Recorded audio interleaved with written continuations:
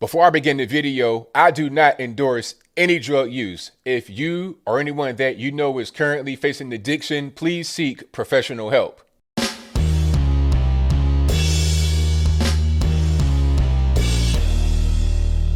How's everybody doing? My name is Anthony Brian Logan, and today we got to talk about the Columbia professor who was also a heroin user. You heard that right. I didn't say it improperly. This guy is a professor at Columbia University and is also a heroin user. Now, before we get into the details about him and how he looks and whatnot, I just want to say one thing.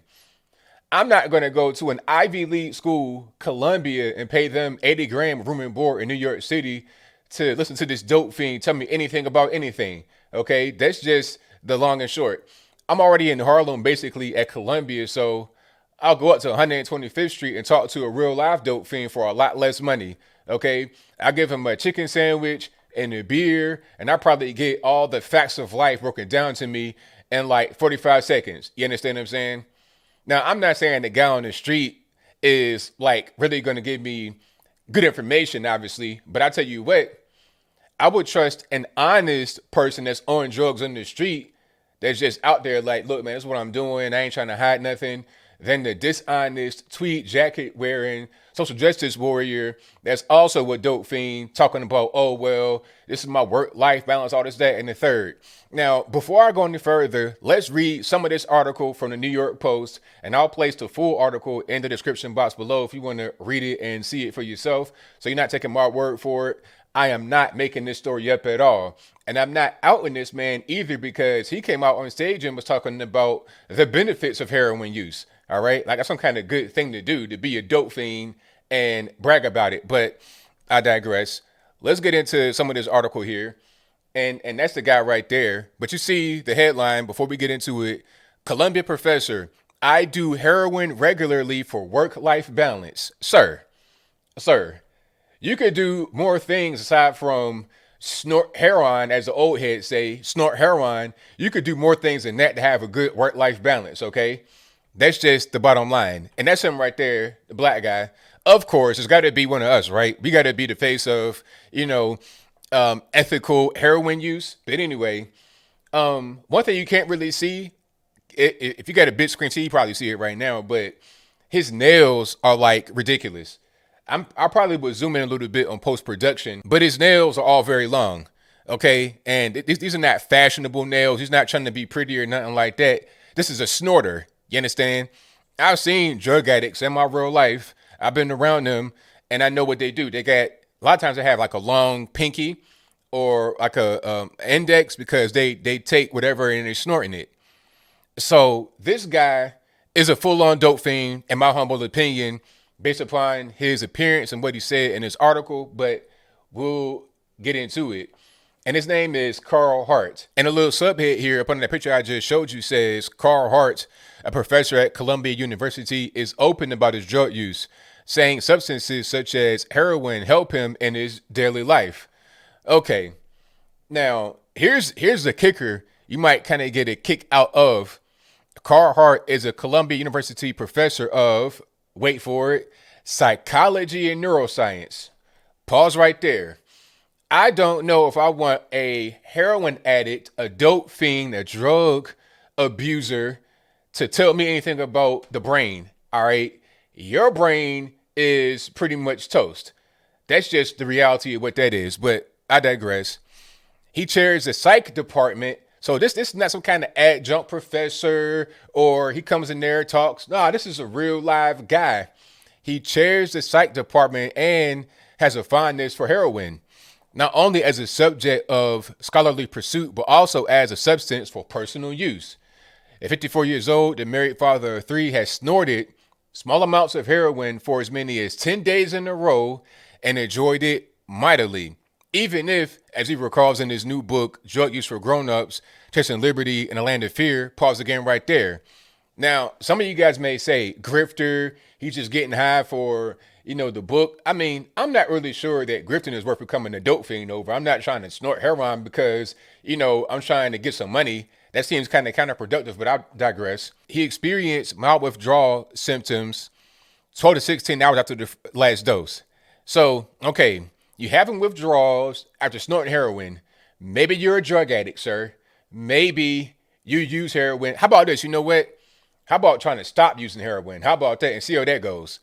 See what it works out for you, Mister. Oh, it's my work life balance, all that and the third. But anyway, but as Hart sees it, the discomfort is also a worthwhile trade off. Quote, there aren't many things in life that I enjoy more than a few lines by the fireplace at the end of the day. He writes, pointing out the experience leaves him refreshed and prepared to face another day. Hart, who studies the effects of psychoactive drugs on humans, finds its use of the narcotic to be, quote, as rational as my alcohol use. Like vacation, sex, and the arts, heroin is one of the tools that I use to maintain my work-life balance. I mean, but you know what? Let's pause again right here. Let's pause again. Matter of fact, I got to come back on the regular screen for this part. I've said before that this would happen. I've caught this already because when you legalize weed, and yeah, I'm gonna go there. And you guys that were here, you've been here for a while, you know where I'm going already. If you're new to the channel, welcome. You're gonna get a red pill dropped off to you right now. When I said that legalizing weed would lead to trying to legalize other drugs like methamphetamine and heroin, you guys were like, oh no, that's ridiculous, that's crazy. Here we are. I did a video about how bad weed would be legalized like a year or two ago, and it did okay, but a lot of guys were upset. They're saying, hey man, this is crazy. Weed is not harmful, all this, that, and the third. I'm not even saying weed is harmful, but it doesn't even matter because weed is or was in a taboo space. Not really legal, but not really illegal either. But once it's removed from the taboo space, here comes the next drug in its place that's up for legalization. Okay. Weed's not there anymore. Let's put heroin and meth there. And here we are. You got this guy talking about, yeah, I snort heroin for work-life balance. All right, let's get back to the article and see if there's anything else there. And matter of fact, hold on. Before we go to the article, I found this little gem. And that's him right there, Carhart, talking about marijuana. Is it a gateway drug? Well, obviously for him it is. If you smoke weed, now he snorts heroin, maybe it was a gateway drug, but I digress. Okay, now his reason for coming clean about doing opiates and the like is to advocate for decriminalizing possession of recreational drugs. Didn't I call it? Didn't I call it? The book makes the case, quote, that demonization of drug use, not drugs themselves, has been a tremendous scourge on America, not least in reinforcing this country's enduring structural racism. Now, that's probably why he's still allowed to be a professor there.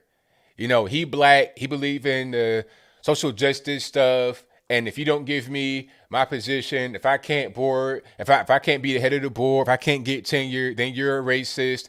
You wanna hate on me. But the reality is that he's an actual dope fiend. And maybe you wouldn't want to have a dope fiend be in charge of anything at a school, just maybe. Okay. That might kind of disqualify you right there. If I'm reviewing your application for tenure or for a job at all at Columbia, an Ivy League school, I'm like, okay, you're married, you got 3 kids, you got this degree, you snort heroin every day. The last one right there, that's snorting heroin every day, that might be a problem, Mr. Hart.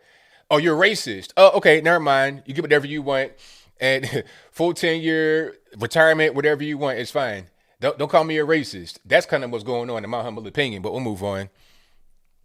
Hart told Insider that he hopes to see President Biden work toward federal regulation and licensing of the use of substances that are often described as neighborhood scourges. They are neighborhood scourges, and the legalization of it won't make it any better. It'll make it worse. You have guys like you running around talking about it's a work-life balance, okay? And by his logic, if people are going to indulge, they should at least do it safely. Ain't no such thing. Dope fiends generally don't do what they do safely. This guy right here just might be an exception. Okay, until one day he goes on the bender and then something goes terribly wrong. But most people, they don't want to do things safely. Most of these dope fiends, they want to pretty much just wild out, as the cool kids say, and do whatever they want. If you offer them shelter, a hotel or whatever, they rather would stay outside because they get to snort their drugs outside and do whatever, engage in the dangerous lifestyle outside of the hotel, outside of a controlled environment. As a matter of fact, not even in the hotel where you might not be able to shoot your drugs, But I'm talking about in some of these shooting galleries they have, where you're able to go in there and shoot heroin completely safe with a doctor and all this and that. They don't want to go there. They'll shoot heroin right outside the place because they'd rather it be, again, in an environment where they could do whatever they want with no rules. Okay. Doing other illegal things aside from shooting heroin or snorting heroin. It's not just heroin that keeps heart centered, he claims. The professor is also a fan of the effects brought on by, wait for it, MDMA. Didn't I say it? Didn't I call it? Better known as Molly or ecstasy. And methamphetamine, a drug that has caused most overdose deaths in nearly half of the U.S., according to the CDC. In describing MDMA, he recalled intense feelings of pleasure, gratitude, and energy. When I'm rolling, I just want to breathe deeply and enjoy it. Simple active breathing can be extremely pleasurable. Okay. He even found pleasure in snorting the version of so-called bath salts, a synthetic canthanide, I can't pronounce that, that's been linked to disturbing behavior from barking to breaking into homes. Hart's assessment, unequivocally wonderful. In his book, he recounts the effects as being euphoric, energetic, clear-headed, and highly social. Nice. Okay, so this guy's just a fiend. Okay, let's come back to just the regular screen. The guy's a fiend, period. He's on heroin, weed, meth, bath salts, MDMA. He's a fiend. Oh, weed not a gateway drug for him, it most certainly is. Okay, now I understand the whole thing about him writing about substances and whatnot, but he's actually a fiend. Now, he may not use the other drugs regularly, but he definitely snorts heroin regularly. You know, he's a drug addict in denial. And you got guys like that that are advocating for drug legalization, of course, because they don't want to go to jail for their drug use. They can't stop using drugs. So they want to say it's legal to go out here and just do what they cannot stop doing. And they probably want to get federal money to be able to do it. But as I close, I want to say this. If you are paying for your child or for yourself to go to Columbia or some other school with people like this there, leave, please. Okay, just leave, go somewhere else, do something else. Don't pay that amount of money to get taught. Like, if you get taught anything by this man, it's not going to be right. It's not going to be right. He is in denial about his own drug use. And he's advocating for very harmful and dangerous drugs. Talk about racism. What? Racism, really? This is crazy. But I think I'll leave that right there for now. And what say you? How do you feel about just drugs being legalized all the way? Crack, heroin, meth, bath salts, all the things that this guy used? Whatever your thoughts on that are, let me know in the comments below. How you feel about going to an Ivy League school, Columbia, and having one of your teachers be an outright dope fiend on multiple drugs, not just, drinking or, a little bit of weed or something like that. I'm talking about snorting heroin, probably on cocaine too, bath salts, MDMA. I mean, what do we even, there is no, if my professor came to school smelling the liquor, I'm dropping out. Okay, you got to be clear-headed. You can't be having your mind clouded by drugs to teach me anything. Like I said, if I wanted to just hear some drunk or some crackhead talk to me about life, I would go out to 125th in Harlem and talk to them right there in their own element. At least they'd be honest with me. I give them some money, a little chicken sandwich, a beer, and then they can talk to me about whatever they want to talk about. If I was going to do that. But, rather than talking to fiends on the street or fiends in schools that I'm paying $100,000 a year to talk to, I can just read some books or find some articles online and, find my own information that way. But am I wrong here? I mean, am I being somehow, what's the word? Am I being prejudiced against him because he's a fiend? Maybe I should give him a chance. Somebody's on heroin and snorts it every night, up to 10 days in a row with withdrawal symptoms. So what? He is a good professor. He is heavily credentialed. I should give him a chance. Whatever your thoughts are, please let me know in the comments below.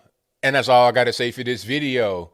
If you like what you heard, please comment, rate, share, and subscribe. Peace.